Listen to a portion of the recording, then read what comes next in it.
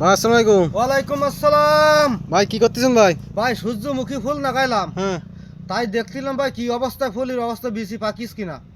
তাই তা দেখছিলাম কি অবস্থা? বীজ এখনো পাকিনি, আর কটা দিন গেলে বীজ পাকবে না। তা এতে ভাই যে কত লাভ আর কত যে উন্নত আর কত সুযোগ সুবিধা বলি হবে না ভাই। কি কি তেল হয়?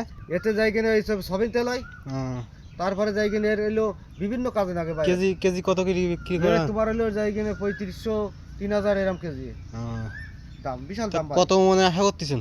এ তো আমার তো যাই কিনা তোমার 100 মনের উপরে যাবে।